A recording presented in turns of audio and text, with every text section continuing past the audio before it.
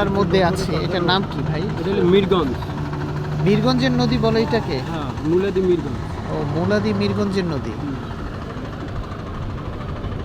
বাবুগঞ্জ মিরগঞ্জ মুলাদি লেগেছে ওই মুলাদি। ওই পাশে যে আরেকটা নদী আছে, ওইটা হলো নন্দির বাজার। ঢাকা যাওয়ার আগে রকেট যাইতে, তারপর মনে করেন লঞ্চ যায়। এখন ওইটা হচ্ছে ঢাকা যাওয়ার ইয়েটা।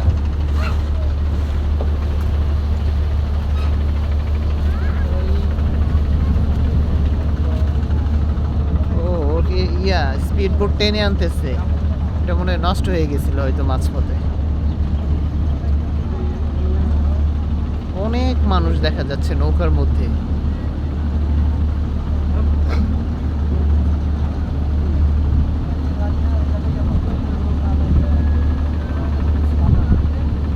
ফেরি কি স্টার্ট হয়ে গেল নাকি? ও, একটু একটু করে যাচ্ছে। ঘুরতেছে। এটা কি মাছ নদী দিয়ে যায় না? এইটা কি রাস্তা মূলত?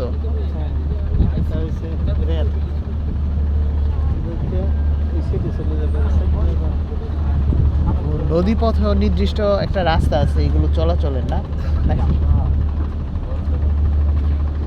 মাঝখান দিয়ে গেলে তো একেবারে সোজা হয়। চর থাকতে পারে। ও,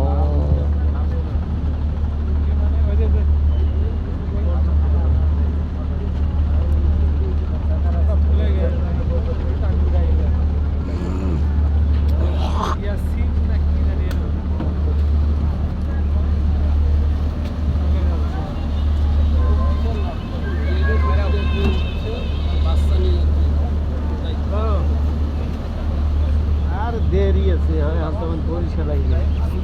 আচ্ছা মাহবুব ভাই, এই যে একটা বড় একটা নদী পার হচ্ছেন বরিশালে এসে, এরকম নদী কি আপনাদের রাজশাহী বা বগুড়াতে আছে? এত বড় বড় নদী আছে বলতে কি যমুনা নদী আছে, বাঙালি নদী পার হয়ে আসি।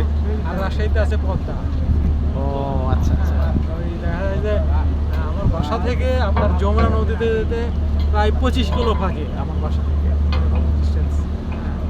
মানে 25 কিলোমিটার দূরে আপনার যমুনা নদীতে যমুনা যেতে নদী। আমার বাসা থেকে প্রায় 25 কিলো যেতে ও, হয়। আপনি কি কখনো যমুনা নদীতে সাঁতার হ্যাঁ, কাটছেন? পারছি, হ্যাঁ। মানে এমনি ইতে গেছি, নৌকাতে গেছি। নৌকা দিয়ে গেছেন? আমি আপনি কি মানে সাঁতার পারেন? কালিয়াকান্দি থেকে ওই যে ট্যাংরা গুড়া চর নামে একটা জায়গা আছে, তো সকাল 8টায় উঠছি, একবারে বিকাল মানে দেখা যাচ্ছে যে 5টায় গিয়ে নামছি।